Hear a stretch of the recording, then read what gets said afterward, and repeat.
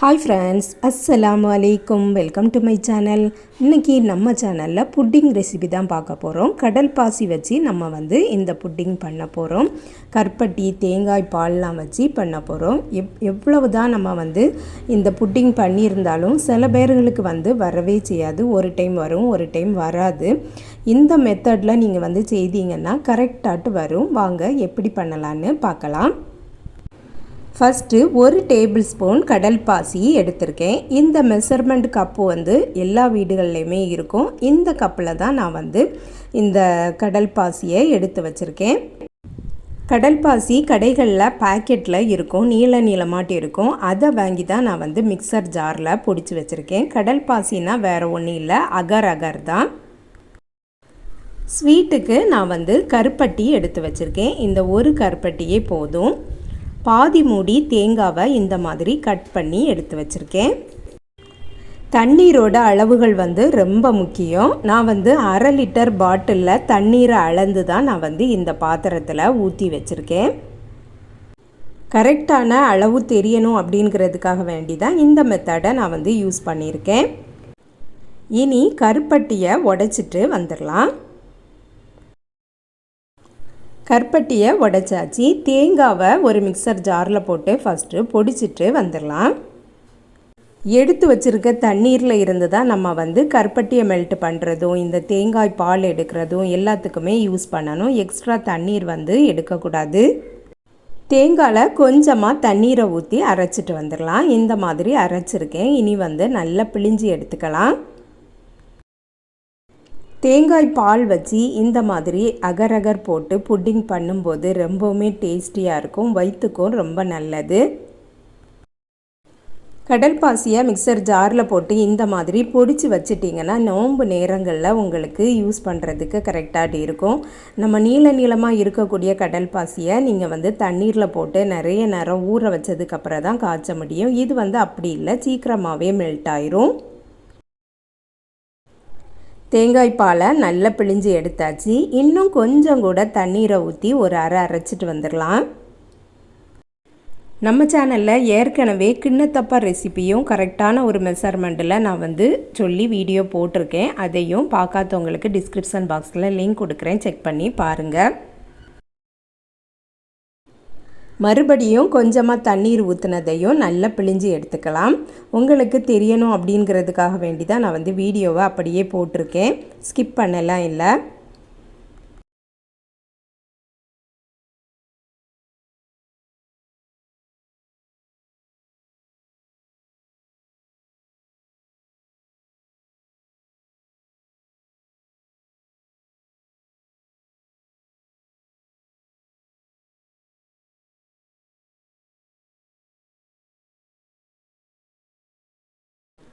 தேங்காய் பாலை நல்லா பிழிஞ்சு எடுத்தாச்சு.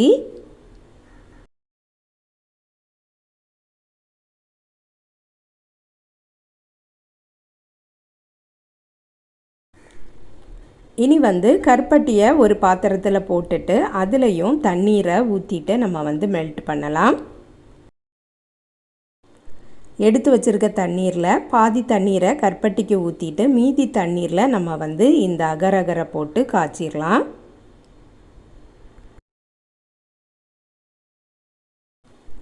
இனி ரெண்டையும் தனித்தனியாக காய்ச்சி எடுக்கலாம். ஃபஸ்ட்டு கருப்பட்டியை காய்ச்சிடலாம். கருப்பட்டி கரைஞ்சால் மட்டும் போதும், பாகுபதம்லாம் வர வேண்டிய தேவையில்லை. நம்ம எடுத்து வச்சுருந்த 1/2 லிட்டர் தண்ணீருக்கு இந்த 1 டேபிள் ஸ்பூன் கடல் பாசி பவுடரே போதும். இந்த கடல் பாசியும் இந்த 1/2 லிட்டர் தண்ணீரையும் வச்சே நீங்கள் எந்த மெத்தடில் வேணாலும் செய்துக்கிடலாம். 1/2 லிட்டர் தண்ணீருக்கு பதில் 1/2 லிட்டர் கோகோனட் மில்க் வச்சே நீங்கள் செய்யலாம். இல்லைன்னா 1/2 லிட்டரில் பால் வச்சு, பசும் பால் வச்சே இதே மெத்தட்லேயே செய்யலாம். ட்ரை பண்ணி பாருங்கள். கருப்பட்டி நல்ல மெல்ட் ஆயாச்சு. அதை இறக்கிட்டு அதுக்கப்புறம் கடல் பாசியை காய்ச்சிடலாம். கடல் பாசியும் நல்லா கரைஞ்சிட்டாலே போதும். நான் ஏற்கனவேயும் கடல் பாசி ரெசிபி போட்டிருக்கேன். கருப்பட்டி வச்சு வட்டலப்பம் செய்து போட்டிருக்கேன். எல்லாமே பிளேலிஸ்ட்டில் இருக்குது, செக் பண்ணி பாருங்கள்.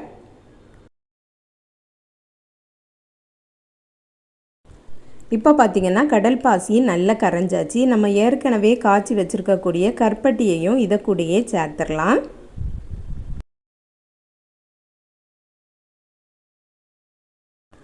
ரெண்டும் சேர்ந்து ஒரு கொதி வந்ததுக்கு அப்புறமா நம்ம வந்து அடுப்பை ஆஃப் பண்ணிடலாம்.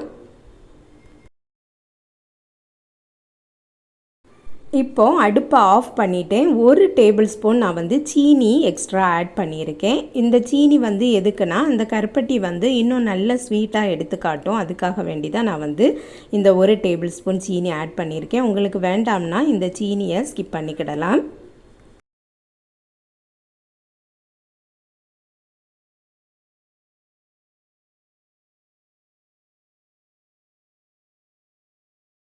அடுப்பில் இருந்து இறக்கியாச்சு. உங்களுக்கு பார்த்தாலே தெரியும் நல்ல ஆவி பறக்குது. இந்த ஆவி பறக்குது கொஞ்சமாக நின்னதுக்கு அப்புறமா நம்ம வந்து தேங்காய் பாலை சேர்த்தாலே போதும். தேங்காய் பாலை ஊற்றி அடுப்பில் வச்சு காய்ச்சணும் அப்படிங்கிற அவசியம் இல்லை. தேங்காய் பாலை சும்மாவே நம்ம வந்து ஊற்றிடலாம். ஆவியெல்லாம் அடங்கினதுக்கு அப்புறமா நான் வந்து தேங்காய் பால் சேர்த்துட்டேன். இனி வந்து நல்ல ஒரு மிக்ஸ் பண்ணிக்கிட்டு நம்ம வந்து இனி ஃபில்டர் பண்ணணும். இதுவரை நம்ம வந்து ஃபில்டர் பண்ணவே இல்லை, இனி தான் ஃபில்டர் பண்ணணும். அடுப்பில் தேங்காய் பாலை வச்சு இந்த கருப்பட்டி கூட காய்ச்சும் போது சம்டைம்ஸ் அது வந்து திரிய ஆரம்பிச்சிரும். அது வந்து சில பேருக்கு கஷ்டமாயிரும். அதுக்காக வேண்டி தான் நான் வந்து இந்த மெத்தடில் சொல்லியிருக்கேன். இனி நல்லா ஃபில்டர் பண்ணிடலாம். கருப்பட்டியில் ஏதாவது தூசி இருந்தாலும் இல்லைனா கடல் பாசி கரையாமல் இருந்தாலும் எல்லாமே வந்துடும்.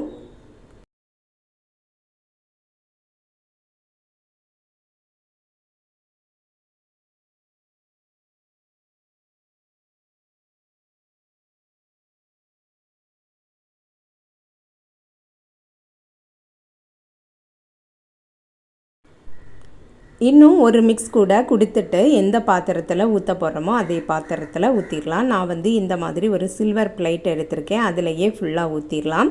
இந்த பிளேட்டில் வந்து கீயோ எதுவுமே அப்ளை பண்ண வேண்டிய தேவையில்லை. சூப்பராக வந்துடும். நான் வந்து இதை ஃப்ரிட்ஜிலெலாம் வைக்க போகிறதில்ல, ரூம் டெம்பரேச்சர்லேயே தான் வைக்க போகிறேன். 1/2 ஹவர்லேயே சூப்பராக செட் ஆயிரும். 20 நிமிஷம் போல் ஆயாச்சு. நல்ல செட் ஆயாச்சு. இனி வந்து பீசஸ் போட்டுடலாம்.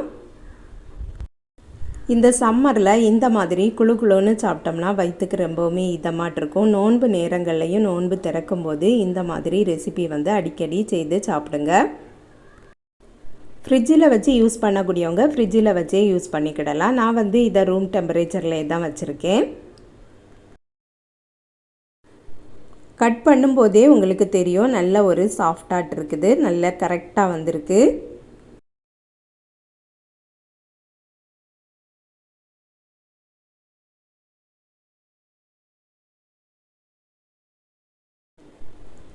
இதை எடுக்கும்போதே உங்களுக்கு தெரிஞ்சிருக்கும் நல்ல ஒரு சாஃப்டாக இருக்குது. சில பேர் வச்சாங்கன்னா அதில் வந்து தண்ணீரை அளவை குறைவாக வச்சதுனால அது வந்து கல் நொங்கு சாப்பிட்டா எப்படி இருக்குமோ அதே மாதிரி ஆயிரும். இது வந்து அப்படி இல்லை, நல்ல சாஃப்டாக இருக்கும். நீங்களும் இதே மெத்தடில் ட்ரை பண்ணி பாருங்கள், உங்களுக்கும் கரெக்டாகவே வரும். அவ்வளோதான் ஃப்ரெண்ட்ஸ். இந்த வீடியோ பிடிச்சிருந்தா வீடியோக்கு ஒரு லைக் பண்ணிடுங்க. சப்ஸ்கிரைப் பண்ணால் பார்த்துட்ருக்கீங்கன்னா சப்ஸ்கிரைப் பண்ணிடுங்க. நெக்ஸ்ட் வீடியோவில் வேறு ஒரு ரெசிபியில் சந்திக்கிறேன். அஸ்ஸலாமு அலைக்கும்.